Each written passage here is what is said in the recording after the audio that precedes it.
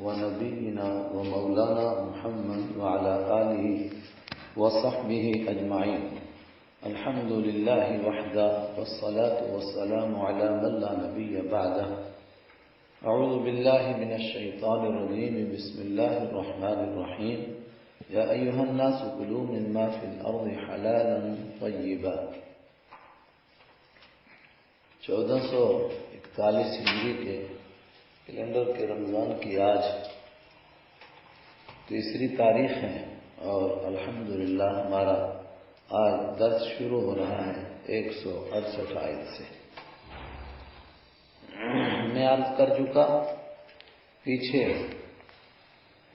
آیت نمبر 152 سے مسائل کی ابتدا ہو گئی اور مختلف قسم کے مسائل اور عقائد بیان کیے جا رہے ہیں اور دنیا کی بے دینی اوپر بیان ہوئی تھی، شرک کا بیان تھا. اس کے فوراً بعد فرمایا اے لوگو حلال کھاؤ. اس کا مطلب یہ تھا کہ انسان کے اندر اعمال اور عقائد کی کمزوری کی ابتدا اس کی روزی سے ہوتی ہے. جب روزی حرام ہوتی ہے تو پھر صحیح بات نہ سمجھ میں آتی ہے نہ اس پر عمل کی توفیق ہوتی ہے. یا ایھا الناس، اے ساری دنیا کے لوگوں، کلو کھاؤ، مما فی الارض، اس میں سے جو زمین میں ہے، مما اس میں سے فی الارض جو زمین میں ہے. دو ہی شرط ہیں، حلالا اس حال میں کہ وہ حلال ہو، طیبا اس حال میں کہ وہ پاکیزہ ہو. یہ ہم آسان ترجمہ کرتے ہیں تو اس لحاظ سے میں نے حلالا کو سیدھا حال کا ترجمہ کر دیا. جو بھی کھانا چاہتے ہو زمین میں سے کھاؤ، مگر دو شرطیں ہیں، ایک حلال ہو اور دوسرے طیب ہو. حلال کا مطلب ان چیزوں میں سے نہ ہو جن کو شریعت نے حرام کیا ہے، جس طرح خنزیر حرام ہے اور ہر پھاڑ کھانے والا جانور حرام ہے، ان میں سے نہ ہو. اور دوسرے طیباً پاک ہو. بعض حضرات تو کہتے ہیں جو حلال ہے وہ پاک ہے اور جو پاک ہے وہ حلال ہے.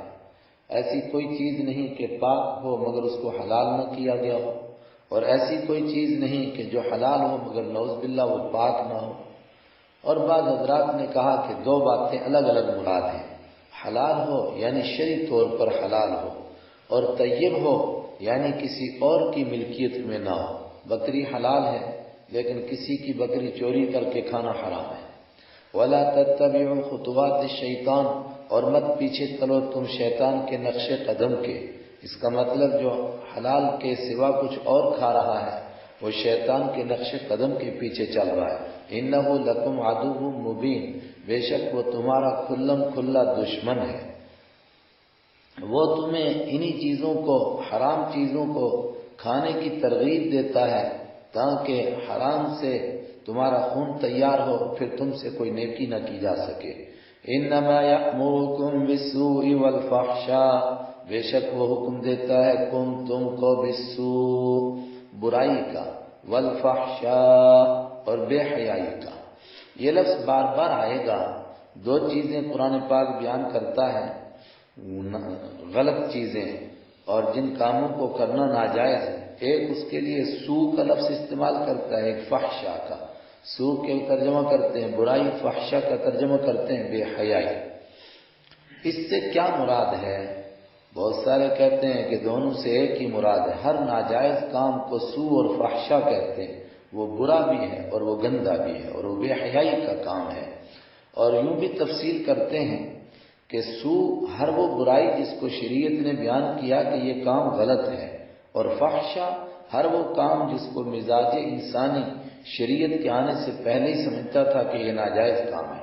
جس طرح غیر ایمان والے بھی سمجھتے ہیں چوری کرنا، بدماشیاں کرنا، ڈکیتیاں ڈالنا یہ سب غلط کام ہے. اور یوں بھی تفسیر کرتے ہیں کہ سو جس کو قولی طور پر بولا جائے اور فحشا جس کو عملی طور پر کیا جائے. یوں بھی تفسیر کرتے ہیں سو وہ برائی جس کو انسان اکیلا کرے، اور فحشا وہ برائی جس میں اکیلا نہ کر سکے بلکہ دوسرا بھی شامل ہو. یوں بھی تفسیر کرتے ہیں کہ سو ہر وہ گندا کام جو آدمی چھپ کر کرے، اور فحشا ہر وہ گندا کام جو اعلان کر کے کرے. لیکن مجھے سب سے پہلی بات زیادہ پسند ہے. سو ہر وہ برائی جس کو ان شریعت نے بیان کیا، نماز چھوڑنا گناہ ہے، روزہ چھوڑنا گناہ ہے، زکوٰۃ نہ دینا گناہ ہے، یہ شریعت نے بیان کیا۔ اور فحشا، وہ تمام گندے کام جن کو انسان خود سمجھتا تھا کہ یہ گندے ہیں۔ وَأَن تَقُولُوا عَلَى اللَّهِ مَا لَا تَعْلَمُونَ، اور شیطان تم کو حکم دیتا ہے ان تقولوا کہ تم کہو علی اللہ، اللہ پر، ما وہ باتیں لا تعلمون جو تم نہیں جانتے ہو۔ وَإِذَا قِيلَ لَهُمْ، اور جب شیطان انسان کو اس چکر میں ڈال دیتا ہے، پھر اس کی مت ماری جاتی ہے، پھر اس کو سمجھایا جائے کہ یہ غلط کام نہ کرو، دروازہ بند کرو۔ وَإِذَا قِيلَ، اور جب کہا جاتا ہے لَهُمْ ان سے، اتَّبِعُوا پیچھے چلو، ما اس چیز کے انزل اللہ جو اللہ نے نازل کی ہے، قالوا بل نتبع ما الفینا علیہ آباءنا، تو ایسے لوگوں کا کیا جواب ہوتا ہے کہ ہم تمہارے کہنے پر نہیں چلیں گے، ہم تو اس پر چلیں گے جس پر ہم نے باپ دادا کو پایا ہے۔ اور یہ جواب حضرت نوح علیہ السلام سے انسان نے دینا شروع کیا تھا اور آج تک یہی دے رہا ہے۔ جب بھی کسی کو سمجھایا جائے اس کے پیچھے چلو جو اللہ نے نازل کیا، قالوا وہ جواب دیتے ہیں بلکہ نتبع ہم پیچھے چلیں گے، ما اس چیز کے الفینا پایا ہم نے علیہ جس پر آباءنا اپنے باپ دادا کو، اولو کان آباؤہم لا یعقلون شیئا ولا یہتدون، اور کیا تم پھر بھی باپ دادا کے راستے پر چلو گے، لو کان اگر ہوں، آباؤہم ان کے باپ دادا ایسے کہ لا یعقلون نہ سمجھتے ہوں وہ شیئن کوئی چیز، ولا یہتدون اور نہ وہ ہدایت پر ہوں، نہ سیدھے راستے پر ہوں، نہ کوئی چیز سمجھتے ہوں، پھر بھی باپ دادا کے راستے پر چلو گے۔ لیکن بڑی اہم بات ہے یہ، قرآن پاک نے یہ نہیں کہا کہ باپ دادا کے راستے پر مت چلو، بلکہ یہ کہا ان باپ دادا کے راستے پر نہ چلو جو عقل بھی نہیں رکھتے اور جو ہدایت پر بھی نہیں ہے۔ اس کا مطلب کہ جو باپ دادا عقل رکھتے ہیں ان کے راستے پر چلنا ہی دین ہے، جو باپ دادا ہدایت پر ہیں ان کے راستے پر چلنے کا نام ہی دین ہے۔ بہت سارے بدبخت لوگ جو بزرگ حضرات گزرے، صحابہ کرام گزرے، ائمہ مجتہدین گزرے، ان کے محنت کے ذریعے سے نکالے ہوئے مسائل پر چلنے کو کہتے ہیں کہ دیکھو اس آیت میں منع کیا گیا ہے، تو اس کا مطلب کہ صحابہ کرام سے لے کر آج تک سب بیوقوف تھے، لا یعقلون بھی تھے ولا یہتدون بھی تھے، تو یہ صاحب آئے جن کو عقل بھی ہے اور ہدایت بھی ہے۔ ان باپ دادا کے راستے پر چلنے سے منع کیا گیا جن کے پاس عقل نہ ہو، ہدایت نہ ہو۔ وہ جن کے پاس نہ عقل ہے نہ ہدایت ہے اور ان کے راستے پر چلتے ہو، وہ کیسے باپ دادا ہیں؟ وَمَثَلُ الَّذِينَ كَفَرُوا، اور ان لوگوں کا حال جنہوں نے کفر کا راستہ اختیار کیا، کا مثل ان لوگوں کی طرح ہے، الَّذِي يَنْعِقُ جو آواز لگاتا ہے، بما اس چیز کو، لا يسمع جو نہ سنتی ہے، الا دعاء مگر صرف بلانے کو، ونداء اور پکارنے کو۔ جو لوگ کفر کا راستہ اختیار کر گئے ہیں وہ ان چیزوں کو پکار رہے ہیں جو سوائے پکار کے اور سوائے آواز کے کسی چیز کو نہیں سنتے ہیں، یعنی پتھروں کو پکارتے ہیں، ظاہر ہے کہ وہ پکار کو کیا سنیں گے، لا یسمع کچھ بھی نہیں سنتے ہیں۔ یہ دعا اور ندا دو چیزیں ہیں کہ ایک، کہتے ہیں کہ دو ہیں۔ دعا وہ آواز جس کا کوئی نہ کوئی مفہوم ہو، جس سے کسی کو متوجہ کرنا مقصد ہو، اور ندا جس میں متوجہ کرنا مقصد بھی نہیں، چیختے رہو چلاتے رہو ان کو کچھ پتہ ہی نہیں۔ صم بکم عمی فہم لا یعقلون، جو لوگ اس راستے پر چل چکے ہیں شرک کے راستے پر، وہ کیسے ہیں؟ صم بہرے ہیں، ان کو کتنا سمجھاؤ لیکن وہ کانوں سے سننے کے لیے تیار نہیں، بکم گونگے ہیں، کسی سے پوچھنے کے لیے تیار نہیں، عمی اندھے ہیں، دیکھ کر کے عبرت حاصل کرنے کے لیے تیار نہیں، فہم لا یعقلون تو وہ ایسے لوگ ہیں جو عقل سے کام نہیں لیتے ہیں۔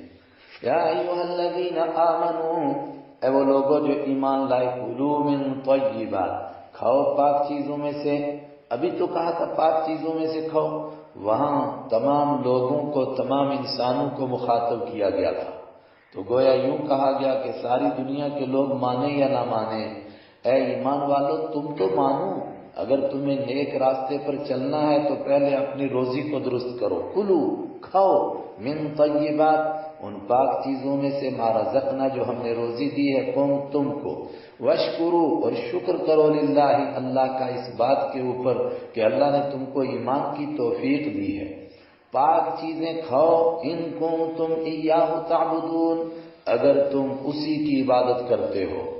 وہ گویا بڑا ڈانٹ کا انداز ہے۔ جو حرام کھا رہا ہے اس کا مطلب کہ وہ اللہ کی عبادت نہیں کر رہا ہے۔ اگر اللہ ہی کی عبادت کرتا ہے تو اس کے اس حکم کو کیوں نہیں مانتا؟ انما حرم علیکم المیتۃ والدم ولحم الخنزیر۔ سوال پیدا ہوا کہ حرام چیزیں کیا ہیں؟ قرآن پاک کا انداز سمجھیے۔ کچھ چیزوں کو عرب کے لوگوں نے اپنی طرف سے حرام کر رکھا تھا۔ قرآن پاک اوپر اس کا رد کرتا ہے کہ ان پاک چیزوں کو کھاؤ جن کو تم نے خود ہی حرام سمجھا ہوا ہے۔ تو سوال ہوا کہ حرام چیزیں کون ہیں؟ تو قرآن پاک لسٹ نہیں بیان کر رہا کہ یہ چیزیں حرام ہیں، خاص طور سے ان چیزوں کو بیان کرتا ہے جن کو وہ بڑی پاک سمجھ کر کے کھاتے تھے۔ کہا یہ چیزیں حرام ہیں جن کو تم حلال سمجھ رہے ہو، اور جن کو تم نے حلال سمجھا تھا وہ حقیقت میں حرام تھی۔ کیا ہے حرام؟ انما حرم، بے شک حرام کیا اللہ نے، علیکم تم پر، المیتہ، مردار کو، جو ذبح کے بغیر خود بخود مر جائے کوئی چیز، کوئی بھی چیز ہو وہ مر گئی تو حرام ہوگی۔ اب مردار کو نہیں کھا سکتے، اس کو وہ کھاتے تھے، اور وہ کہتے تھے کہ جو خود مری گویا اس کو اللہ نے مارا، اس لیے وہ بڑی مقدس ہو گئی ہے تو اس کے کھانے میں زیادہ ثواب ہے۔ والدم، اور خون تمہارے اوپر اللہ نے حرام کیا۔ عرب کے لوگ خون پی جاتے تھے، بلکہ زندے جانور کا خون بھی پی جاتے تھے، اس کی رگوں میں پائپ ڈالتے تھے، چوس کر کے خون پی جاتے تھے۔ کہا بہتا ہوا خون، لیکن جو گوشت کے ساتھ خون لگا رہ جائے ہڈی کے ساتھ وہ نہیں مراد ہے، چونکہ آگے سورہ انعام میں آ رہا ہے دمم مسفوحا، بہتا ہوا خون۔ ولحم الخنزیر، اللہ نے حرام کیا تمہارے اوپر خنزیر کے گوشت کو۔ گوشت چونکہ اس کا جزو اعظم ہے، ورنہ اس کی ہر چیز حرام ہے۔ اس کو کیوں حرام بیان کیا؟ اس کو بھی لوگ بہت شوق سے کھاتے تھے اور اس کو حلال سمجھتے تھے، پوتر سمجھتے تھے۔ کہا یہ حرام ہے، گندی چیز ہے، تو مجسمہ گند ہے، دنیا میں اکیلا جانور ہے جو صرف گند سے پلتا ہے۔ وما اہل بہ لغیر اللہ، اور چوتھی چیز جس کو وہ گناہوں کو معافی کا ذریعہ سمجھ کے کھاتے تھے، یعنی اس کو پاک سمجھتے تھے، وہ کیا چیز؟ وما اہل، اور ہر وہ چیز اہل، پکارا گیا ہے، بھی، جس کے ساتھ، لغیر اللہ، اللہ کے علاوہ کسی اور کے لیے، جس کو اللہ کے علاوہ کسی اور کے لیے پکارا گیا ہے، کسی اور کے نام پر چڑھایا گیا ہے، کسی اور کے نام پر اس کو بینٹ چڑھایا گیا ہے، اس کو نہ کھاؤ۔ اور وہ اس کو پاک سمجھ کے کھاتے تھے۔ اس میں دو قسم کے جانور، ایک وہ جانور کے جس کو ذبح کرتے ہوئے بھی غیر اللہ کا نام لیتے تھے، لات اور عزا اور حبل کے نام پر ذبح کرتے تھے، براہ راست قرآن پاک میں وہی مراد ہے۔ لیکن اگر کوئی غیر اللہ کے نام پر چڑھائے جانور، غیر اللہ کو خوش کرنے کے لیے چڑھائے، اس لیے چڑھائے کہ غیر اللہ خوش ہوگا اور میرے کام بن جائیں گے، اور ذبح کرتے وقت میں معمول کے مطابق اللہ کا نام لے لے، تو کیا حلال ہے یا حرام ہے؟ تمام فقہاء نے لکھا یہ بھی حرام ہے۔ ابن عابدین نے لکھا یہ حرام ہے۔ مولانا جیون رحمۃ اللہ علیہ عالمگیر کے استاد، ان کی مستقل تفسیر ہے احکام کے اوپر، احکام القرآن، انہوں نے لکھا حرام ہے۔ اور بہت قریب کی ہماری تفسیر شاہ ولی اللہ رحمۃ اللہ علیہ کے بیٹے شاہ عبدالعزیز رحمۃ اللہ علیہ کی تفسیر عزیزی، اسی موقع پر انہوں نے بڑی تفصیل سے لکھا کہ یہ بھی حرام ہے۔ بلکہ انہوں نے کہا کہ غیر اللہ کے اوپر اگر کوئی چڑھاوا چڑھایا گیا، تیل چڑھایا، چاول چڑھایا، اور کوئی چیز چڑھائی ذبح کرنے کے علاوہ کوئی چیز غیر اللہ پر چڑھائی، تو وہ بھی چڑھانے کی وجہ سے حرام ہو گئی۔ ذبح اگر اس کو ذبح کرتے وقت بھی مقصود غیر اللہ کو خوش کرنا ہے، صرف معمول کے مطابق اللہ کا نام لے رہے ہیں، تو انہوں نے فرمایا ہیچ فائدہ نمیدار، اللہ کا نام لینے سے کوئی فائدہ نہیں ہوگا۔ ہاں اگر غیر اللہ کے نام پر کی اور پھر انسان کو احساس ہوا اس نے توبہ کی اور پھر اس کو اللہ کے نام لے کر ذبح کیا تو حلال ہے۔ اسی طریقے سے غیر اللہ کے نام پر کسی نے چڑھا دیا اور دوسرے نے وہاں سے خریدا اور خرید کر کے اللہ کا نام لے کر ذبح کیا تو حلال ہے۔ لیکن چونکہ وہ شرک کا معاون بنا، اس لیے خریدنا درست نہیں ہے، اچھا نہیں ہے خریدنا، لیکن خرید کر ذبح کرے گا تو حرام نہیں کہیں گے۔ فمن اضطر، یہ چار چیزیں بیان کی جن کو وہ حلال سمجھتے تھے یہ حرام ہے، لیکن ان حرام چیزوں کے لیے بھی من، جو اضطر، مجبور کر دیا گیا، کوئی مجبور ہے جان بچانے کے لیے ان حرام چیزوں میں سے کوئی چیز کھائے بغیر نہیں زندہ رہ سکتا ہے تو فرمایا اس کے لیے جائز ہے، لیکن دو شرطیں ہیں، غیر باغن، ایک یہ کہ وہ باغی نہ ہو، اور جمہور کا ترجمہ باغی کا یہی ہے کہ وہ اس چیز کو حلال سمجھ کر کے دین اسلام سے بغاوت کر کے نہ کھا رہا، ولا عادن، اور حد سے آگے بڑھنے والا نہ ہو۔ حد سے آگے کا مطلب کہ ایک بوٹی کھا کر کے زندہ رہ سکتا تھا لیکن اس نے دو کھا لی تو ایک حلال تھی دوسری حرام، فلا اثم علیہ، اگر یہ دو شرطیں ہیں اور جان بچانے کے لیے کسی نے کھایا تو اس پر کوئی گناہ نہیں ہے۔ یہاں ایک تفصیل ہے تھوڑی سی، اگرچہ ہمیں تفصیل کا موقع نہیں لیکن اشارہ کر دیتا ہوں، وہ کیا؟ صرف جان بچانے کے لیے اگر حرام کھانا ہے تو کھانا بہتر ہے اور جان بچانا بہتر ہے اس کے مقابلے میں کہ آدمی بھوک سے مر جائے اور جان نہ بچائے، لیکن اس کے مقابلے میں اگر کوئی دشمن حرام چیز کھانے کے لیے مجبور کر رہا ہے اور پھر اگر نہیں کھائیں گے تو کہتا ہے جان سے مار دوں گا، ایسے وقت میں حرام نہ کھانا اور جان دے دینا بہتر ہے۔ ان اللہ غفور الرحیم، یہ حرام چیزیں تھیں لیکن اللہ نے کھانے کی اجازت دے دی، کیوں؟ بے شک اللہ تعالیٰ کی دو شانیں، دو صفتیں، ایک تو غفور، وہ معاف کرنے والا ہے، آدمی مجبور ہے اس نے غلط چیز کھا لی اللہ نے معاف کر دیا، رحیم رحم کرنے والا ہے، اس کی مہربانی کا تقاضا تھا کہ وہ انسان کی مجبوریوں کے اوپر اس کو اجازت دے، چنانچہ اس نے اجازت دے دی۔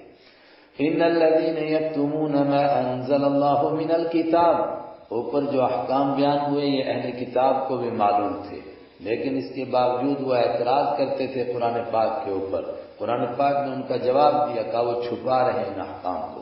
ان الذين، ان بے شک الذین، جو لوگ، یکتمون چھپاتے ہیں، ما انزل اللہ، جو اللہ نے اتارا، من الکتاب کتاب میں سے، ویشترون به ثمنا قلیلا، یشترون اور خریدتے ہیں بھی اس چھپانے کے بدلے میں، ثمنا قلیلا تھوڑی سی قیمت، تھوڑی سی دنیا کی کمینی قیمت لے لیتے ہیں احکام کو چھپانے کی وجہ سے۔ اگر وہ ظاہر کریں تو لوگ ان کو کہیں گے تم حرام کیوں کھا رہے ہو، لیکن وہ چھپا لیتے ہیں اس کو تاکہ حرام کھا سکیں۔ کون ہیں یہ لوگ؟ اولئک، یہ وہ لوگ ہیں، ما یاکلون جو نہیں کھاتے ہیں، فی بطونہم اپنے پیٹوں میں، الا النار سوائے آگ کے، ہائے ہائے، یا اپنے پیٹ میں آگ بھر رہے ہیں۔ اور مفسرین نے اور بڑے اونچے حضرات نے فرمایا کہ قیامت کے دن جہنم ان کے اعمال کی شکل ہی جہنم اختیار کر لے گی، اور ایسے مجرم کو آگ کے انگارے کھلائے جائیں گے۔ وہ انگارے کیا ہیں؟ جو اس نے حرام کھایا تھا وہ حرام ہی انگارے بن جائے گا۔ ولا یکلمہم اللہ، اور اللہ ان سے بات ہی نہیں کرے گا۔ کوئی کہے کہ بات نہ کرنے میں کیا نقصان ہے، وہ مر کر ہی پتہ چلے گا۔ وہ مالک کسی سے بات ہی نہ کرے اور اس کو دیدار بھی نہ کرائے اور ادھر سے ہی کہے فرشتوں کو جہنم میں ڈال دو، اس سے بڑھ کر کیا سزا ہوگی یوم القیامہ، قیامت کے دن۔ ولا یزکیہم، اور اللہ ان کو پاک بھی نہیں کرے گا۔ وَلَهُمْ عَذَابٌ أَلِيمٌ، اور ان کے لیے دردناک عذاب ہے۔ دنیا میں پاک نہیں کرتا ہے، جو لوگ اس طرح حرام کھانے پر تل جائیں تو پھر اسی گندی حالت میں موت آ جاتی ہے، مر کر پاک نہیں کرے گا کہ ان کو جنت نصیب نہیں ہوگی۔ اولئک الذین اشتروا الضلالۃ بالہدی، یہ وہ طبقہ ہے جو جانتا تھا اور ہدایت ان کے پاس پہنچی مگر انہوں نے ہدایت کے بجائے گمراہی لی، تو گویا انہوں نے ہدایت کو بیچا اور گمراہی کو خریدا۔ اولئک الذین، اولئک یہی وہ لوگ ہیں، الذین جنہوں نے، اشتروا خرید لیا، الضلالۃ گمراہی کو، بالہدی ہدایت کے بدلے میں۔ ہدایت ان کے پاس تھی، آج تک وہ منتظر تھے کہ آخری پیغمبر آئیں گے تو ہم ان کو مانیں گے، لیکن جب آخری نبی آئے تو نہیں مانا، تو ہدایت کو بیچا اور گمراہی کو لیا۔ والعذاب، اور انہوں نے خریدا عذاب کو، بالمغفرۃ بخشش کے بدلے میں، فما اصبرہم علی النار، فما تو کتنے زیادہ، اصبرا ڈٹ گئے ہیں، ہم یہ لوگ، علی النار آگ پر، یہ کتنے زیادہ جہنم پر جانے کے لیے تیار ہو گئے، جہنم میں کوئی بات نہیں، چلے جائیں گے۔ ذالک بان اللہ نزل الکتاب بالحق، یہ جہنم کی طرف جا رہے ہیں، کیوں ان کو جہنم کی طرف بھیجا جائے گا؟ ذالک، یہ سزا اس وجہ سے، ذالک کا مشار علیہ، ذالک العذاب، یہ سزا اس وجہ سے ہے بِأَنَّ اللَّهَ، اس لیے کہ اللہ تعالیٰ نے نزل الکتاب، کتاب کو اتارا بالحق، سچائی کے ساتھ، وَإِنَّ الَّذِينَ اخْتَلَفُوا فِي الْكِتَابِ لَفِي شِقَاقٍ بَعِيدٍ، اور بے شک وہ لوگ اختلاف، جنہوں نے اختلاف کیا فی الکتاب، کتاب میں، قرآن پاک میں اختلاف کیا، جان بوجھ کر کے ماننے کے لیے تیار نہیں ہوئے، لفی، لا میں کل بتا چکا معنی ضرور بالضرور، ایسے لوگ فی شقاق بعید، دور کی مخالفت میں جا پڑے ہیں۔ دو قسم کے انسان ہیں، ایک وہ کہ جو جانتے نہیں تھے اور اس وجہ سے حق کے مخالف تھے، دوسرے جو جانتے ہیں اور پھر بھی حق کے مخالف ہیں، دونوں میں بہت فرق ہے۔ جو جان کر مخالف ہیں وہ شقاق بعید، دور کی گمراہی میں ہیں، اور جو انجانے میں مخالف ہیں، جب جب ان کو پتہ چلتا ہے، سامنے سے پردہ ہٹتا ہے، وہ سب کے سب ایمان لے آتے ہیں۔ دیکھ لیجئے قبیلہ بنو مستلق کے 700 لوگ اس لیے کہ دین اسلام کو نہیں جانتے تھے، اس لیے مدینہ پر حملے کے لیے تیار ہوئے، اور آپ کو معلوم ہے گرفتار ہوئے۔ حضرت جویریہ رضی اللہ عنہ سے آپ صلی اللہ علیہ وسلم نے نکاح فرما لیا، تو صحابہ کرام کو احساس ہوا یہ تو حضور کے رشتہ دار ہو گئے، سب کو آزاد کر دیا صحابہ نے، حالانکہ گرفتار ہوئے تھے وہ۔ ان کے والد بھی آئے تو آپ صلی اللہ علیہ وسلم نے ان کے سامنے بھی دین پیش کیا۔ جب ان کو آپ صلی اللہ علیہ وسلم کے اخلاق کا احساس ہوا، ان کو بھی دین نصیب ہو گیا، ایک ہی دن میں سارا خاندان مسلمان ہو گیا۔ اکرمہ بن ابی جہل، خالد بن ولید، کیسے کیسے حضرات ہیں، جیسے پردہ ہٹتا گیا مانتے گئے۔ اس کے مقابلے میں وہ یہودی جو جان بوجھ کر کے دشمن تھے، کیسے کیسے عبرتناک حالات ان کے سامنے آئے، مگر مان کر نہیں دیا انہوں نے۔ اسی کو قرآن نے کہا وہ دور کی مخالفت میں پڑے ہوئے ہیں۔ یہاں تقریباً سورہ بقرہ کا آدھا حصہ ہوتا ہے، اور جو بنی اسرائیل کو سامنے رکھ کر کے عقائد کی بحث شروع ہوئی تھی، وہ تو دوسرا پارہ جہاں شروع ہوا تھا تقریباً اس کے پہلے رکوع پر ختم ہو گئی۔ اس کے بعد جو چند مزید احکام ہوئے وہ بھی یہاں ختم ہو گئے۔ عقائد کی بحث تھی تقریباً۔ لیس البر، یہاں سے آگے کچھ اعمال بیان کیے جا رہے ہیں کہ ایمان والوں کو کرنا کیا چاہیے۔ اسی لیے اس کو تفسیروں میں ابواب البر کے نام سے یاد کیا جاتا ہے، نیکی کے کام۔ اور یہ نیکی کے کام یہاں سے شروع ہوتے ہیں کہ قبلہ بدلا گیا، مسلمانوں کو بیت المقدس کی بجائے کعبہ کی طرف رخ کر کے نماز پڑھنے کا حکم دیا گیا۔ وہ بات وہاں جو ضروری بحث تھی وہ ختم ہو گئی، مگر اہل کتاب یہودی اور عیسائی پیچھے ہی نہیں چھوڑتے تھے، کہنے لگے کمال ہے، جب رخ آدمی کا صحیح نہیں ہوگا تو عبادت کیسے قبول ہوگی؟ جواب دے دیا، فرمایا اس طرف منہ کرنا، اس طرف منہ کرنا یہ کوئی نیکی نہیں ہے، وہ تو اللہ کے حکم کو ماننے کی وجہ سے نیکی ہوئی۔ اگر تم یہ جاننا چاہتے ہو کہ نیکی کیا ہے تو آؤ تمہیں بتاتے ہیں نیکی کیا ہے۔ لیس البر، نہیں ہے نیکی، ان تولوا کہ تم کر لو، وجوہکم اپنے چہروں کو، رخ کر لو اپنے چہروں کا، قبل المشرق مشرق کی جانب، والمغرب اور مغرب کی جانب، جدھر سورج ڈوبتا ہے ادھر کر لو، جدھر سے طلوع ہوتا ہے ادھر کر لو، اور صرف کسی کو سمجھو کہ یہ بخشش کا ذریعہ، یہ کوئی نیکی نہیں ہے۔ نیکی کیا ہے؟ وَلَكِنَّ الْبِرَّ، لیکن نیکی ہے، اور تمام حضرات کہتے ہیں نیکی سے مراد ہے وَلَكِنَّ صَاحِبَ الْبِرِّ، لیکن نیکی کرنے والا وہ آدمی ہے، کون سا؟ من آمن، جو ایمان لایا باللہ، اللہ پر۔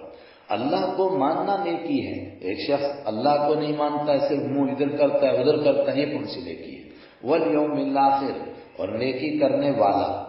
دیکھیے وَلَكِنَّ صَاحِبَ الْبِرِّ، اس طرح کو کوئی لفظ نکالیں گے چونکہ آگے ہے نا، وَلَكِنَّ الْبِرَّ، لیکن نیکی من آمن، جو ایمان لایا، تو جوڑ نہیں جڑتا ہے، اور یہ عربی کا انداز ہے، اس طرح بولتے ہیں۔ وَلَكِنَّ الْبِرَّ، لیکن نیکی کرنے والا من وہ آدمی ہے، آمن باللہ، جو ایمان لایا اللہ پر، والیوم الآخر، اور آخرت کے دن پر، والملائکۃ، اور فرشتوں پر ایمان لایا، مانتا ہے کہ فرشتے اللہ کی ایک مخلوق ہیں، اس کے حکم کے فرما بردار ہے، والکتاب، اور وہ ہے نیکی کرنے والا جو کتابوں پر ایمان لایا۔ کتاب کا لفظ واحد ہے لیکن عربی گرامر کے اعتبار سے اس کا ترجمہ کتابوں ہوگا، الف لام اس میں جنس کا، جو ساری کتابوں پر ایمان لایا، والنبیین، اور جو سارے نبیوں پر ایمان لاتا ہے وہ نیکی کرنے والا ہے۔ جو ایک نبی کو مانے اور دوسرے کا انکار کرے یہ نیکی کرنے والا نہیں ہے۔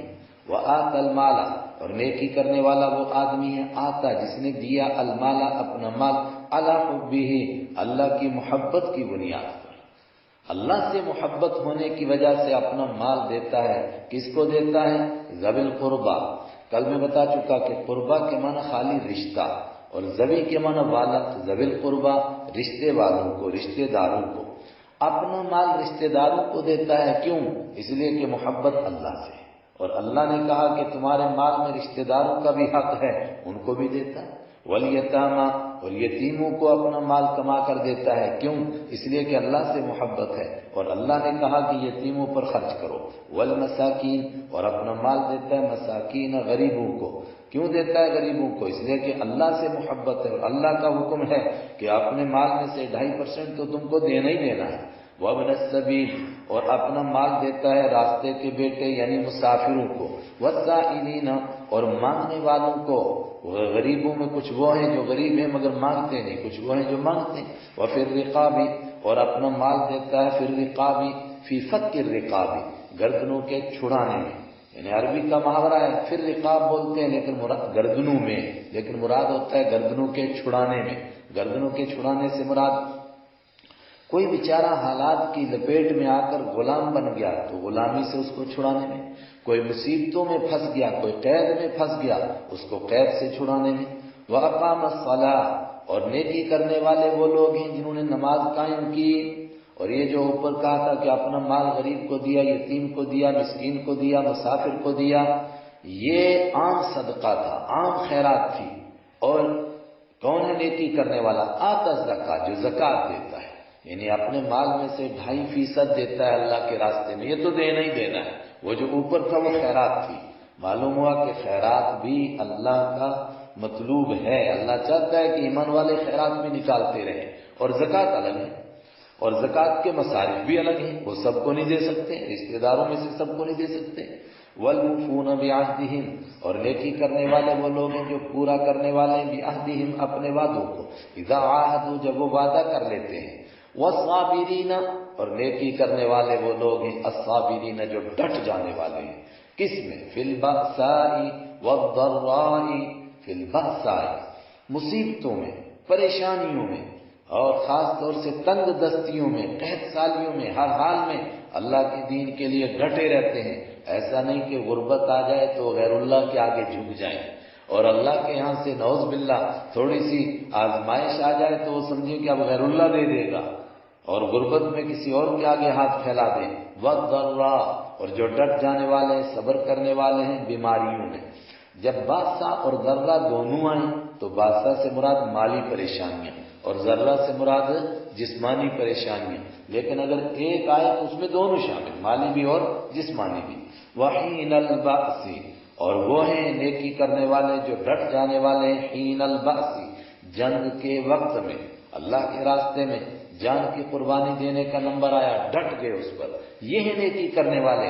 اولئک الذین صدقوا، یہ وہ لوگ ہیں جنہوں نے سچ کر دکھایا۔ یہ بھی ترجمہ کر سکتے ہیں الذین، جنہوں نے صدقوا، سچ بولا، اور یہ بھی کہہ سکتے ہیں سچ کر دکھایا۔ کر دکھایا زیادہ مناسب ہے، قرآن پاک نے اس معنی میں آگے بھی استعمال کیا ہے۔ سچ بولا یا سچ کر دکھائے سے مراد جب انہوں نے کلمہ پڑھا تھا کہ ہم اللہ کو مانتے ہیں تو یہ کام کر کے اپنے اس دعوے کو سچا کر دکھایا، اور سچ بولا تھا مطلب جو کلمہ پڑھا تھا واقعتاً وہ سچا کہا تھا، اسی کے اوپر قائم رہے۔ وَأُولَئِكَ هُمُ الْمُتَّقُونَ، اور یہی لوگ ہیں متقون، پرہیزگار، یہی لوگ ہیں اللہ سے ڈرنے والے، متقون یہی لوگ ہیں بچنے والے۔ یاد رکھیے تقوی کے دو معنی، ایک بچنا، دوسرا ڈرنا۔ جب اللہ کے ساتھ نسبت ہو تو اللہ کی نافرمانی کرنے سے ڈرنا، اور یہ بھی کر سکتے ہیں اللہ کی نافرمانی کرنے سے بچنا، اور باقی تمام چیزوں کے ساتھ یہ ہیں وہ لوگ جو بچنے والے ہیں، دنیا میں گناہوں سے بچتے ہیں اور آخرت میں جہنم سے بچ جائیں گے۔ یہ نیکی کے کچھ کام ہیں جن کی ایک لسٹ سی پیش کر دی۔ اب کچھ اہم نیکیوں کا تفصیلی تذکرہ، اور آگے ایک ایک نیکی کو اسی عنوان سے بیان کیا جائے گا۔ اللہ نے تم پر یہ نیکی فرض کی، یہ نیکی فرض کی، یہ نیکی فرض کی۔ اگر تمہیں نیکی کے کام کرنے ہیں تو ادھر منہ کرنا، ادھر منہ کرنا، یہ کون سی نیکی ہے؟ یہ ہے نیکی کے کام۔ یا ایھا الذین آمنوا، اے وہ لوگوں جو ایمان لائے ہو، کتبہ لکھ دیا گیا ہے، اور لکھنے سے مراد فرض کر دیا گیا، علیکم تم پر، القصاص برابری، فی القتلى قتل ہو جانے والوں کے بارے میں۔ یہ قصاص عام برابری کو نہیں کہتے، خاص طور سے قتل کے بدلے میں برابری کو ملحوظ رکھنا، اس کو قصاص کہتے ہیں۔ برابری کیا؟ اسلام سے پہلے دور جہالت میں عرب کے اندر قصاص لیا جاتا تھا۔ اگر کوئی کسی کو قتل کر دیتا تھا تو اس کے بدلے میں قتل کرنے والے کو قتل کیا جاتا تھا۔ یہ والے تو میں نے سمجھانے کے لیے کہا، ان کے عجیب قسم کا معیار تھا۔ اگر بڑا آدمی چھوٹے کو قتل کرے تو کہتے تھے یہ اس کے مرتبے کا آدمی تھوڑا ہے، اس کے خاندان میں سے کسی غریب کو مار دو۔ اور یہاں تک کہ اگر کوئی مرد کسی عورت کو قتل کرے تو کہتے تھے عورت مرد کے برابر تھوڑی ہے، اس کے بدلے میں اس کی گھر والی کو قتل کر دو۔ اسی طریقے سے کوئی غریب اگر کسی بڑے آدمی کو مار دے تو کہتا تھا یہ غریب اس بڑے کے برابر تھوڑا ہے، اس کے بدلے میں اس کے 100 بندوں کو مارو۔ اس جہالت کو دور کرتے ہوئے قرآن پاک نے کہا اگر نیکی کرنی ہے تو قتل ہونے والوں کے بارے میں تم برابری ملحوظ رکھو، یہ نیکی ہے۔ لیکن یاد رکھیے کہ اسلام میں کس قتل کا بدلہ لیا جاتا ہے؟ جو جان بوجھ کر قتل ہو اور قتل کرنے کے لیے قتل کرے اور اس چیز سے قتل کرے جس سے آدمی قتل ہوتا ہے۔ اور اگر کوئی تھپڑ مارا اور بندہ مر گیا اتفاق سے، یا یہ ہے کہ یوں ہی دھکا دیا اور وہ مر گیا، یا سو رہے تھے دونوں اور ایک نے کروٹ بدلی اور وہ اس کے نیچے آ کے مر گیا، یا اور کسی طور پر بھی آدمی سے بندہ قتل ہو گیا، اس کے بدلے میں قتل کا بدلہ قتل نہیں ہے، اس کا دوسرے جرمانے ہیں، وہ 5ویں پارے میں آئیں گے، وہاں عرض کریں گے۔ لیکن اگر جان بوجھ کر کسی کو قتل کر دیا اور قتل کرنے کے لیے مارا تھا اور ایسی چیز سے مارا جس سے قتل ہوتا ہے تو اس کے بدلے میں اسی بندے کو قتل کیا جائے گا، مگر برابری کو سامنے رکھنا۔ برابری کا مطلب الحر بالحر، آزاد آدمی کو قتل کیا جائے آزاد کے بدلے میں۔ مطلب اگر کوئی آزاد آدمی کسی کو قتل کرے گا تو اس کے بدلے میں اس آزاد کو ہی قتل کیا جائے گا، یہ نہیں کہ ہم کہیں گے یہ بڑا آدمی ہے تو اس کی جگہ اس کے غلام کو قتل کر دو۔ والعبد بالعبد، اور غلام کو قتل کیا جائے غلام کے بدلے میں۔ ان کا جو رواج تھا کہ بڑا آدمی نے قتل کر دیا اس کے بدلے میں اس کا ایک غلام قتل کر دو، آقا نے جرم کیا سزا غلام کو نہیں، غلام کو قتل کیا جائے تو صرف غلام کے بدلے میں۔ جب غلام یعنی جو قتل کرے گا اس کو قتل کیا جائے گا۔ والانثى بالانثى، اور عورت کو قتل کیا جائے گا عورت کے بدلے میں۔ جب عورت کسی عورت کو قتل کرے گی تو جو قتل کرے گی اسی کو قتل کیا جائے گا اس کے بدلے میں۔ فمن عفی لہ، بڑی اہم بات، دنیا بھر کے اندر جو قتل کا مقدمہ ہے یہ فوجداری مقدمہ ہے۔ فوجداری کا مطلب قاتل اور مقتول، جس کو قتل کیا ہے اس کے رشتہ دار اگر معاف کریں اور وہ آپس میں بیٹھ کر معاملہ طے کرنا چاہیں تو نہیں کر سکتے، حکومت سزا دے گی، وہ معاف کریں کچھ بھی کریں۔ اسلام نے کہا نہ، قتل اسلام کے ہاں دیوانی مقدمہ ہے۔ دیوانی کا مطلب کہ جس کو قتل کیا گیا ہے وہ، اس کے رشتہ دار اور قتل کرنے والا دونوں مل کر کے اگر کوئی معاملہ طے کرنا چاہیں فرمایا کر سکتے ہیں۔ چنانچہ ایک آدمی قتل ہو گیا لیکن انہوں نے جو قتل ہو گیا تھا اس کے رشتہ داروں نے کہا کہ ہمیں قتل کے بدلے میں قتل نہیں کرانا، ہم اس کا جرمانہ قتل نہیں چاہتے، ہم کوئی مالی جرمانہ چاہتے ہیں۔ اگر وہ مالی جرمانے پر راضی ہو جائیں تو مالی ہی جرمانہ ہو، اسی کو فرمایا فمن عفی، تو جس کو معافی مل گئی، لہو جس کو معاف کیا، من وہ آدمی، عفیہ معاف کر دیا گیا، لہو جس کو، من اخیہ اس کے بھائی کی طرف سے۔ بھائی نہیں معاف کرے گا تو مر چکا ہے، اس کے رشتہ داروں نے معافی دے دی، جس کو معافی دے دی شیئن کچھ معافی ملی۔ کچھ کا مطلب یا تو یہ ہے کہ انہوں نے کہا کہ ہم بالکل معاف کرتے ہیں، کچھ نہیں لیں گے اس کے بدلے میں، تو کچھ نہیں ملے گا۔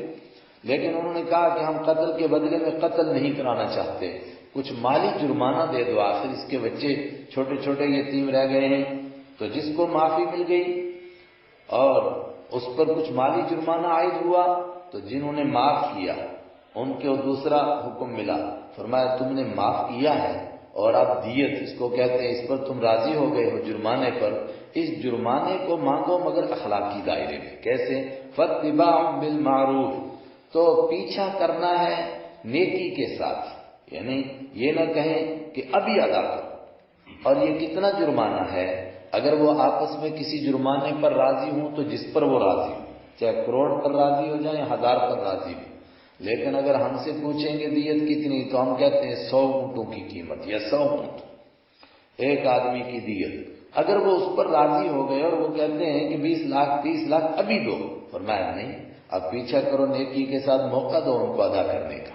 وَأَدَاءٌ إِلَيْهِ بِإِحْسَانٍ، اور جس آدمی سے مرڈر ہو گیا تھا، قتل ہو گیا تھا، اس کو معافی مل گئی، اس کو کہا اب ادا کرنا ہے تیرے ذمے، وَأَدَاءٌ، اور ادا کرنا ہے الیہ، اس کے لیے، ان کی طرف جس نے معاف کیا، بِإِحْسَانٍ، نیکی کے ساتھ، وہ بھی ٹال مٹول سے کام نہ لے، جتنا موقع ملا ہے، مہینہ 2 مہینہ جتنا عرصہ، اس کے اندر اس کو فوراً ادا کرے۔ یہ جو دنیا بھر کے اندر قتل فوجداری مقدمہ تھا اور ہم نے دیوانی مقدمہ بنایا، اس میں کیا فائدہ ہوا؟ ذالک تخفیف من ربکم، یہ قتل کے مقدمے میں اختیار دے دیا کہ دونوں فریق آپس میں بیٹھ کر صلح صفائی کر لیں اور دشمنی کو آگے نہ بڑھنے دیں۔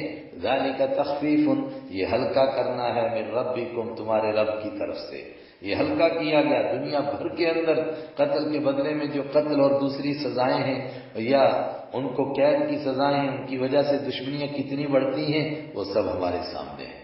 اور دنیا کا تو عجیب قانون ہے کہ کوئی قتل کر دے تو اس کو قتل کے بدلے میں قید کی سزا اور ساتھ میں جرمانہ مالی، مگر مالی جرمانہ کس کو ملے گا؟ اس کے یتیموں کو؟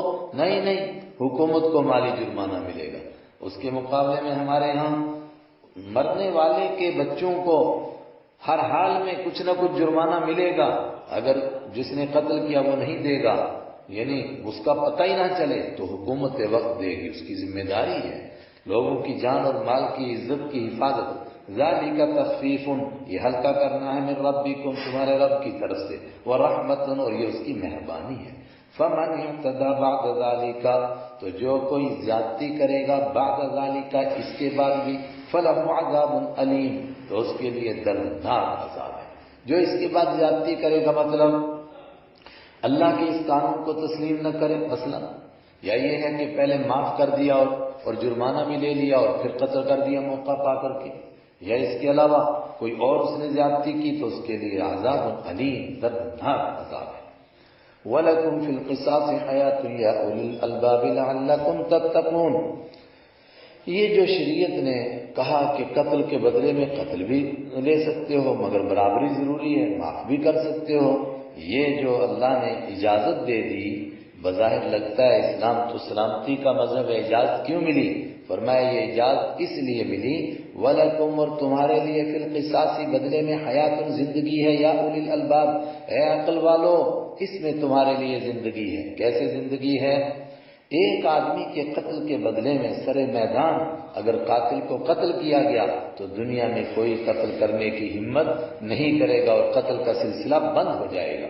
یا اولی الالباب، اے عقل والو، لعلکم تتقون، تاکہ تم بچو، آئندہ اس طرح کے قتل نہ ہوں، آئندہ اس طرح کے جرائم نہ ہوں۔ ایک نیکی کا مسئلہ ختم ہوا۔ اب کوئی آدمی قتل ہو گیا یا خود اس کا انتقال ہو گیا تو اس کے پیچھے اس کی جائیداد بچی، فوراً اس کے لیے کچھ احکام، کتب علیکم، کتبہ، لکھا گیا، علیکم، تم پر، کیا لکھا گیا؟ اذا حضر، جب حاضر ہو جائے، احدکم، تم میں سے کسی کے پاس، الموت، موت حاضر ہو جائے، موت کا وقت آ جائے، تو کیا کرے؟ موت ابھی آئی نہیں لیکن لگا کہ اب حالات ہیں موت آنے کے، ان ترکا، اگر وہ چھوڑے، خیرن، کچھ بہتری، یہاں بہتری سے مراد مال، اگر اس کا کچھ مال باقی ہو تو فرض ہے اس کے اوپر، کیا فرض ہے؟ الوصیت، وصیت کرنا فرض ہے کہ اپنے مال کے بارے میں، جائیداد کے بارے میں وصیت کر دے، کس کو کتنا ملنا ہے، کس کو، للوالدین، ماں باپ کے لیے وصیت کرے، ان کو کتنا ملے گا، والاقربین، اور رشتہ داروں کے لیے وصیت کرے، ان کو کتنا ملے گا، بیٹے کو کتنا، بیٹی کو کتنا، بیوی کو کتنا، بالمعروف، عرف کے مطابق، نیکی کے مطابق، یعنی دیکھے کس کو کتنا دینا ہے۔ حقا علی المتقین، یہ پکی بات ہے، فرض ہے، یہ پکا ہے، یہ علی المتقین، پرہیزگاروں کو، جو شخص بھی پرہیزگار ہے اس کو اس حکم پر عمل کرنا ہے۔ اب مرنے والے نے وصیت کی کہ میری جائیداد کو اس طرح بانٹنا، اس کے بعد میں رشتہ داروں میں سے کسی نے بدل دیا، فمن بدلہ، تو وہ آدمی جس نے بدل دیا اس وصیت کو بعد ما سمعہ، اس کے بعد کہ اس نے وصیت کو سنا تھا، فإنما اسمہ، تو بے شک اس کا گناہ، علی الذین، ان لوگوں پر ہے، الذین جو یبدلونہ، اس کو بدل دیتے ہیں، جو اس کو بدلیں گے ان پر گناہ ہوگا۔ وصیت کی تھی اس نے والدین کو اتنا دینا، بعد میں اس نے بدل دیا، کہا نہیں صرف بیٹوں کو دینے کی وصیت کی ہے، تو جو بدلیں گے اس کا جرم اسی پر ہوگا۔ یہ حکم تو بعد میں بدلے گا، لیکن وصیت کے بارے میں مطلق طور پر پتہ چل گیا کہ جو وصیت کو بدلے گا اس پر اس کا گناہ ہوگا۔ ان اللہ سمیع علیم، بے شک اللہ تعالیٰ سمیع، سننے والا ہے، علیم، جاننے والا ہے۔ فمن خاف من موص جنفا، ایک آدمی پاس بیٹھا ہوا تھا، کوئی وصیت کر رہا تھا، اس نے دیکھا کہ اس بیچارے کو احساس نہیں ہو رہا ہے اور بیماری کی وجہ سے یا جہالت کی وجہ سے یہ وصیت غلط کر رہا ہے، یعنی والدین کو مثلا بالکل محروم کر رہا ہے، ان کو کچھ نہیں دینا، یا بیوی کو محروم کر رہا ہے، اس کو کچھ نہیں دینا، یا بیٹوں میں سے کسی ایک کو محروم کر رہا ہے، اس کو نہیں دے رہا ہے، تو اس نے سمجھا دیا، فرمایا بہت اچھی بات ہے، اس کو سمجھانا چاہیے۔ فمن خافا، تو جس نے خوف کھایا، من موصٍ، وصیت کرنے والے سے، جنفاً، کسی ایک جانب جھک جانے کا، کہ یہ تو ایک ہی طرف جھک رہا ہے، او اثمن، یا زیادتی کا، گناہ کا، کہ یہ ایک آدمی کو بالکل محروم کر رہا ہے، فاصلح، تو اس نے اصلاح کر دی، بینہم، ان کے درمیان، لیکن اس کی زندگی میں اس کو سمجھایا بجھایا، اس طرح نہ کرو، ایسا کر لو، ایسا کر لو، فلا اثم علیہ، تو اس سمجھانے والے پر، اصلاح کرنے والے پر، لا اثم، کوئی گناہ نہیں، علیہ، اس پر، ان اللہ، بے شک اللہ تعالی، غفور، بخشنے والا ہے، رحیم، رحم کرنے والا ہے۔ دیکھیے یہ شروع میں حکم ملا تھا، کل جو ہم نے پڑھا تھا کہ ہم کوئی حکم منسوخ کرتے ہیں تو اس سے بہتر لاتے ہیں، یہ اس کی زندہ مثال ہے۔ چونکہ عرب میں وراثت کا عجیب مسئلہ تھا کہ جس کو طاقت ہوتی تھی وہ وراثت پر قبضہ کر لیتا تھا، اس لیے آہستہ آہستہ ذہن بنایا گیا۔ یہ پہلا حکم آیا کہ ہر مرنے والے کو اپنی جائیداد کے لیے خود وصیت کرنی ہے کہ کس کو کتنا دینا ہے، تاکہ بعد میں جھگڑے کا ذریعہ نہ بنے۔ جب یہ ذہن بن گیا تو سورہ نساء انشاءاللہ آ رہی ہے، اس میں تفصیل سے بتا دیا کہ کس کو کتنا ملے گا، بیٹے کو کتنا، ماں باپ کو کتنا، بیٹی کو کتنا، بیوی کو کتنا، بیوی مر جائے تو شوہر کو کتنا، بھائیوں کو کتنا، وغیرہ وغیرہ، اس کی تفصیل آ گئی۔ جب اس کی تفصیل آ گئی تو اب رسول پاک صلی اللہ علیہ وسلم نے فرما دیا، لا وصیۃ لوارث، اب جس کو وراثت میں حصہ ملتا ہے اس کے لیے وصیت کرنے کی اجازت نہیں ہے۔ تو اب اگر کوئی وصیت کرے وارثوں کے لیے تو وصیت کا کوئی اعتبار نہیں ہے، البتہ اگر وارثوں کے علاوہ کسی اور ضرورت مند رشتہ دار کے لیے وصیت کرے، یا کسی خیر کے کام میں، مسجد کے لیے، مدرسے کے لیے، یا غریب کے لیے، یتیم کے لیے، مسکین کے لیے وصیت کرے، اس کا اعتبار ہے، لیکن اس کے لیے ایک اور شرط لگا دی، وہ کیا؟ 1/3 مال کی وصیت کر سکتا ہے، اس سے زیادہ کی وصیت کرنے کی اجازت نہیں ہے۔ 2 نیکیاں ہوئی، ایک اور نیکی سنو جس میں میں اور آپ چل رہے ہیں، اللہ قبول فرمائے۔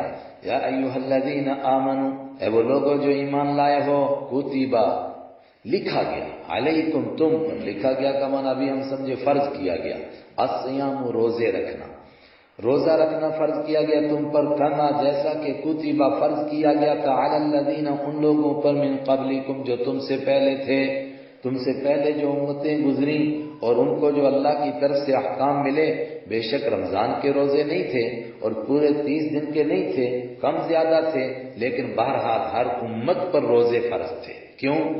جو روزے کے ذریعے سے انسان کی اصلاح ہو سکتی ہے وہ کسی دوسرے طریقے سے نہیں ہو سکتی۔ کیوں روزے فرض کیے گئے؟ فائدہ، لعلکم تتقون، تاکہ تم پرہیزگار بن جاؤ، تاکہ تم بچو، کس سے؟ اللہ کی نافرمانی کرنے سے، تاکہ تم بچو جہنم میں جانے سے۔ ایام معدودات، کتنے روزے فرض ہیں؟ فرمایا یہ تو امت وسط ہے، اعتدال والا مسئلہ، اعتدال کا تقاضا ہے، تھوڑے دنوں کے لیے، کتنے دنوں کے؟ ایام، دن ہیں، معدودات، گنے ہوئے کچھ دن ہیں، زیادہ نہیں ہیں۔ کتنے ہیں؟ 30 ہو سکتے ہیں یا 29 ہو سکتے ہیں، بس کوئی زیادہ نہیں۔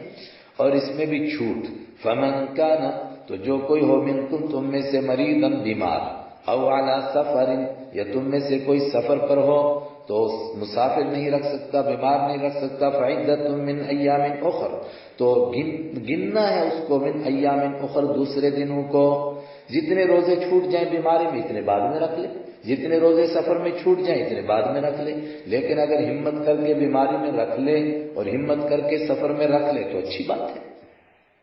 تیسرا حکم، اگر کوئی ایسا بیمار ہے جو ٹھیک ہی نہیں ہو سکتا ہے، جس کو ٹھیک ہونے کی امید نہیں، وَعَلَى الَّذِينَ، اور ان لوگوں پر يُطِيقُونَهُ، جو روزے کی طاقت رکھتے ہیں مگر بڑی مشکل سے۔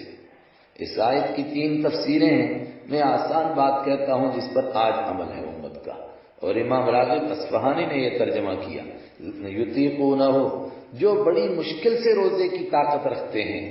کون؟ وہ بوڑھا انسان جس کو اب ٹھیک ہونے کی امید نہیں، وہ بیمار کینسر کا مریض جو بیچارہ نہیں روزہ رکھ سکتا ہے، اور اسی کے بیچ میں شامل کیا دودھ پلانے والی جس کو ہمت ہی نہیں روزہ رکھنے کی، حمل والی جس کو ہمت ہی نہیں روزہ رکھنے کی، فدیتن، لیکن جس کو نہیں ہے ہمت وہ خود فیصلہ کرنا اس نے کہ ہے کہ نہیں، ایسے آدمی کے اوپر فدیتن، فدیہ دے دینا ہے، طعام مسکین، مسکین کا کھانا، مسکین کا کھانا یعنی ایک مسکین کو 2 وقت کا کھانا دے دو، ایک روزے کی طرف سے یہ فدیہ ہو گیا، اب روزہ نہیں رکھے گا اور فدیہ دے دے گا، یہ بھی اس کے لیے کافی ہے۔ کیوں؟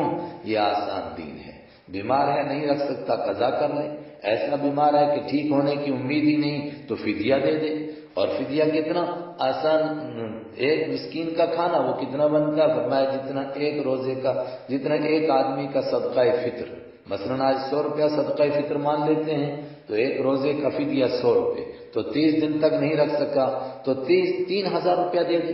فمن تطوع خیرا، تو جو کوئی تطوع خوشی سے کرے، خیرن نیکی کا کام، کیا کرے؟ ایک مسکین کا کھانا کھلانا تھا، روزانہ 100 مسکینوں کو کھانا کھلاتا ہے، فهو خیر له، تو وہ اس کے لیے اور بہتر ہے۔ اور اتنا بیمار ہے مگر ہمت کر کے، یا دودھ پلانے والی ہے یا حمل والی ہے اور ہمت کر کے روزہ رکھ لے تو اور اچھی بات، وَأَن تَصُومُوا، اور یہ بات کہ تم روزہ ہی رکھ لو، خیر لکم، یہ تمہارے لیے اور بہتر ہے، ہمت کر کے رکھنے چاہیے۔ ان کنتم تعلمون، اگر تم جانتے ہو تمہیں روزے کی قدر ہے تو فدیہ سے وہ ثواب نہیں ملے گا جو روزہ رکھنے سے ہے، اس لیے ہمت کر کے رکھ لو روزے۔ شہر رمضان الذی انزل فیہ القرآن، سال میں 1 مہینے کے روزے رکھنے تھے، تو سوال پیدا ہوا رمضان ہی اس کے لیے کیوں طے ہوا، کسی اور مہینے کو دے دیتے؟ فرمایا اس لیے کہ رمضان برکت والا مہینہ ہے، اس میں قرآن اترا ہے، تو جس رات میں اترا وہ رات بہتر، جس مہینے میں اترا وہ مہینہ بہتر، جب یہ بہتر مہینہ ہے تو روزہ رکھنے کے لیے بھی یہی مناسب ہے۔ شہر رمضان، رمضان کا مہینہ، الذی انزل فیہ، وہ مہینہ ہے الذی فیہ جس میں انزل اتارا گیا ہے القرآن، قرآن، اور قرآن کیا ہے؟ ھدی للناس، وہ سراپا ہدایت ہے لوگوں کے لیے، سراسر ہدایت ہے۔ سراسر کس کا ترجمہ ہوا؟ ھدی مصدر، سراسر زبردست ہدایت ہے انسانوں کے لیے۔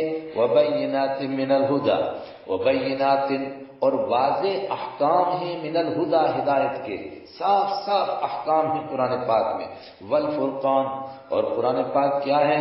اس میں واضح احکام ہیں جو حق اور باطل میں فرق کرنے والے ہیں۔ فمن شہیدہ، تو دوبارہ سنو، رمضان کا تذکرہ آ گیا اس لیے پھر سنو، من شہیدہ، جو کوئی حاضر ہو، جو کوئی پائے، منکم، تم میں سے، الشہر، اس مہینے کو، فلیصمہ، تو اس کو چاہیے کہ روزہ رکھے۔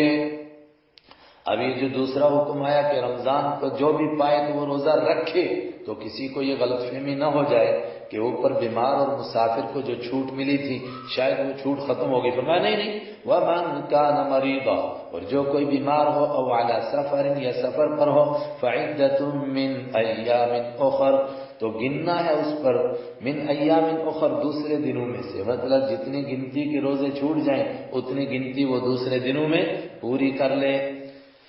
یرید اللہ بکم اليسر، یہ اتنی آسانیاں اللہ کیوں دے رہا ہے کہ روزے رکھو، لیکن جو بیمار ہے چھوڑ دے، اور اتنا بیمار ہے کہ ٹھیک ہی نہیں ہو سکتا ہے تو دوسرے وقت میں رکھ لے۔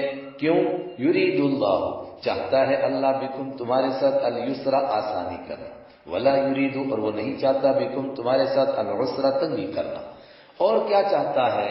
اگر بیمار کو اور مسافر کو یہ اجازت نہ ملتی تو پھر بیمار اور مسافر کا مجبوری میں روزہ چھوٹ جاتا تو لوگوں کے ہوتے 29 روزے اور بیمار کے ہوتے 20، ساری زندگی کڑتا رہتا کہ میرے تو 20 ہی ہوئے۔ وَلِتُكْمِلُوا الْعِدَّةَ، اور تاکہ تم پورا کر لو گنتی کو۔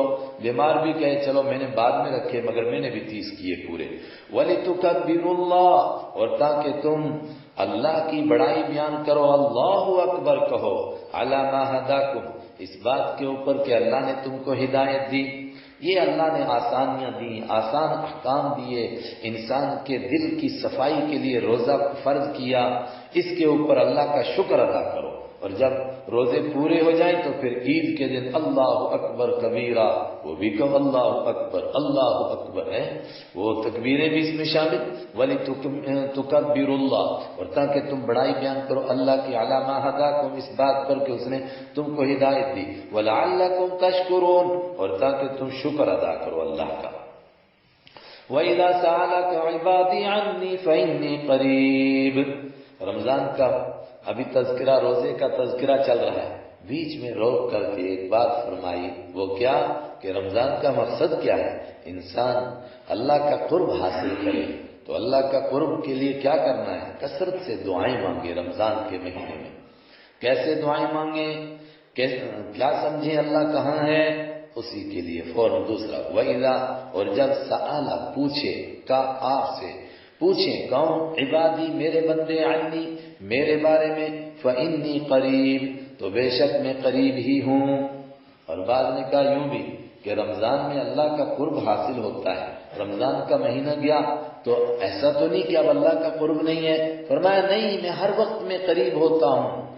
اجیب دعوت الداعی، اجیب میں قبول کرتا ہوں، دعوت الداعی دعا مانگنے والے کی دعا کو، اذا دعانی جب وہ مجھ سے دعا مانگتا ہے، فلیستجیبوا تو چاہیے کہ وہ مجھ سے دعا مانگے، فلیستجیبوا تو چاہیے کہ وہ دعا مانگے مجھ سے، اور دوسرے معنی چاہیے کہ بندے میرے احکام کو قبول کریں، فلیستجیبوا چاہیے کہ وہ میرے احکام کو قبول کریں دی میرے، وَلْيُؤْمِنُوا اور چاہیے کہ وہ ایمان لائیں بھی مجھ پر، لَعَلَّهُمْ يَرْشُدُونَ تاکہ وہ ہدایت پا جائیں۔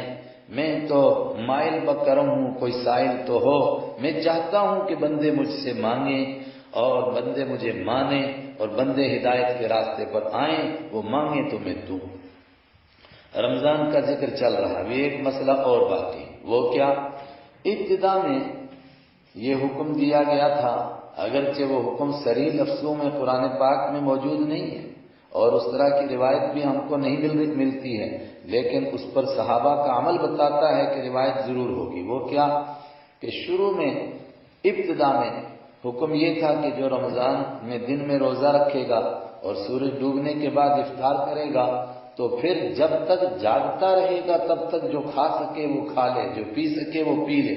جیسے آنکھ لگ گئی بس اب روزہ دوبارہ شروع ہو گیا، دوبارہ کچھ کھانے کی بھی اجازت نہیں اور میاں بیوی کو آپس میں ملنے کی بھی اجازت نہیں۔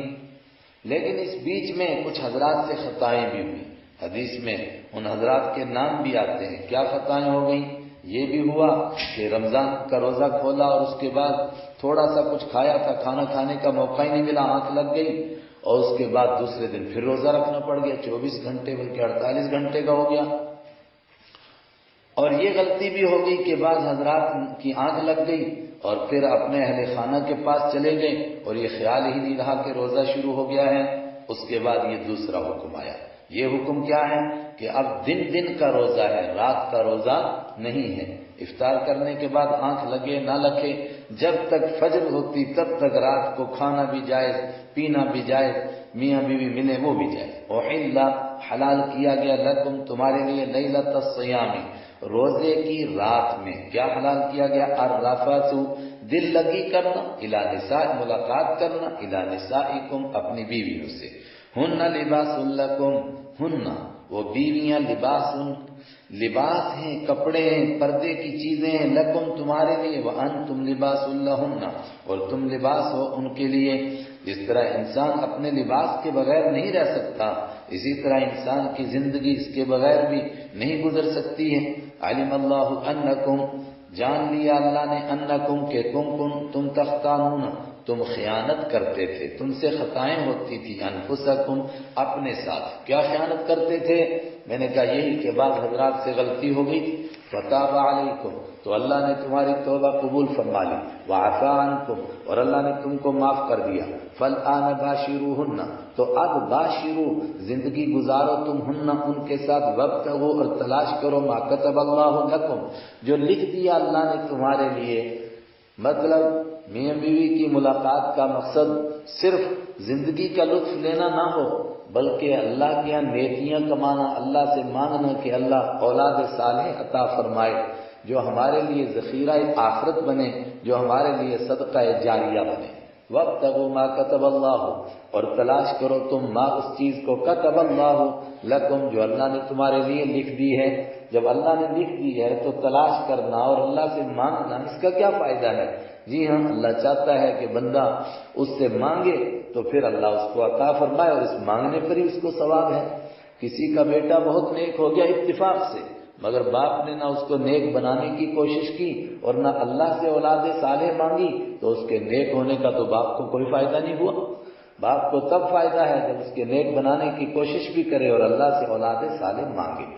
وَكُلُوا وَاشْرَبُوا حَتَّى يَتَبَيَّنَ لَكُمُ الْخَيْطُ الْأَبْيَضُ مِنَ الْخَيْطِ الْأَسْوَدِ مِنَ الْفَجْرِ، وَكُلُوا، اور کھاؤ، وَاشْرَبُوا، اور پیو، حَتَّى، پیو، رات کو اب روزہ ضروری نہیں، حَتَّى يَتَبَيَّنَ، یہاں تک کہ واضح ہو جائے، لکم، تمہارے لیے، الخیط الابیض، سفید ڈورا، سفید دھاگا، من الخیط الاسود، کالے دھاگے میں سے، لیکن کالا اور سفید دھاگا یہ سود کا دھاگا نہیں، من الفجر، یعنی فجر کا دھاگا، یعنی فجر کی روشنی، رات کی اندھیری، دونوں میں فرق ہونے لگے، تمہیں صبح کی روشنی سے پتہ چل جائے کہ رات کی اندھیری جا چکی ہے اور صبح طلوع ہو چکی ہے۔ جب صبح طلوع نہ ہو جائے، کیونکہ جب صبح طلوع ہوتی ہے تو پورے مشرقی پٹی کے اوپر ایک روشنی نظر آتی ہے، تو وہ بالکل ایسا لگتا ہے جس طرح دو دھاگے ہیں، ادھر اندھیری والا دھاگا ہے، ادھر روشنی والا دھاگا۔ ثم اتموا الصیام الی اللیل، تو فجر کے طلوع ہونے سے روزہ شروع ہوگا تو ختم کب ہوگا؟ ثم اتموا، پھر پورا کرو تم، الصیام، روزے کو، الی اللیل، رات میں۔ اجازت مل گئی کہ رات کو کھا پی سکتے ہو، گھر والوں سے مل بھی سکتے ہو، لیکن اگر کوئی اعتکاف کرے، فرمایا پھر ملنے کی اجازت نہیں ہے۔ ولا تباشروا، اور مت تم ملو، ملاقات کرو، ہن، ان سے، اپنی بیویوں سے، وانتم عاکفون فی المساجد، اس حال میں کہ تم مساجد میں اعتکاف کر رہے ہو۔ تلک حدود اللہ، یہ اللہ کی قائم کی ہوئی دیواریں ہیں، فلا تقربوها، تو تم ان کے قریب بھی مت جاؤ۔ کذالک یبین اللہ، اسی طرح اللہ بیان کرتا ہے آیاتی ہی، اپنی آیتوں کو، للناس، لوگوں کے لیے، لعلہم یتقون، تاکہ لوگ پرہیزگار بن جائیں، کھول کھول کے بیان کرتا ہے اپنے احکام کو۔ ولا تاکلوا اموالکم بینکم بالباطل، بڑی اہم بات، رمضان میں حلال چیزیں بھی انسان کے لیے کھانا حرام ہو گئی، اور آدمی کے سامنے سب کچھ موجود ہے، لیکن وہ ایک مشق کرتا ہے، اللہ کے حکم کے اوپر بھوکا رہنے کی، کچھ نہیں کھاتا۔ فرمایا جس طرح رمضان میں سب کچھ موجود ہونے کے باوجود روزے کی وجہ سے کھانا جائز نہیں تھا، اسی سے سمجھو پرہیزگار بن گئے ہو، کسی کا مال بھی تمہارے لیے کھانا جائز نہیں، چاہے کسی ڈھنگ سے بھی کھاؤ، دھوکہ دے کر کھاؤ، جھوٹ بول کر کے کھاؤ، یا عدالت میں مقدمہ لڑ کر کے اور مقدمے میں جیت کر کے کسی کا مال کھاؤ۔ ولا تاکلوا، اور مت کھاؤ تم، اموالکم، اپنے مالوں کو، بینکم، آپس میں، بالباطل، باطل طریقوں سے، اور جھوٹ کے طریقوں سے، وتدلوا بها الى الحکام، اور مت لے جاؤ تم مال کے مقدموں کو، الى الحکام، حاکموں کے پاس، حکومت وقت کے افسران کے پاس، لتاکلوا، تاکہ تم کھا جاؤ، فریقا، ایک حصہ، من اموال الناس، لوگوں کے مالوں میں سے۔ مطلب آدمی دوسرے کا مال باطل طریقے سے کیسے کھا سکتا ہے؟ دھوکہ دے کر، جھوٹ بول کر، فراڈ کر کے کچھ بھی کھا سکتا ہے۔ ایک اور طریقہ ہے کہ جھوٹا مقدمہ کرے اور جھوٹے گواہ کھڑے کرے اور عدالت میں جا کر وہ گواہی دے دیں کہ یہ زمین میری ہے، تو کیا ان گواہوں کی گواہی دینے سے اس کی زمین بن جائے گی؟ اس کو اپنی جگہ معلوم ہے کہ یہ میری نہیں ہے، اور جج مجبور ہے کہ گواہوں کے مطابق فیصلہ کرے، پر میں ایسا نہ کرو، اس سے تمہارے لیے مال حلال نہیں ہو جائے گا۔ لِتَأْكُلُوا فَرِيقًا، تاکہ تم کھا جاؤ ایک گروہ کو، یہاں گروہ سے مراد ہے ایک حصے کو، من اموال الناس، لوگوں کے مالوں میں سے، بالاسم گناہ کے ساتھ، وَأَنْتُمْ تَعْلَمُونَ، حالانکہ تم جانتے ہو، اور جان بوجھ کر کے ایسا کرو، ایسا نہ کرو۔ ایک نیکی کا بیان پورا ہوا، تھوڑا وقفہ، پھر انشاءاللہ اگلی نیکی کا بیان۔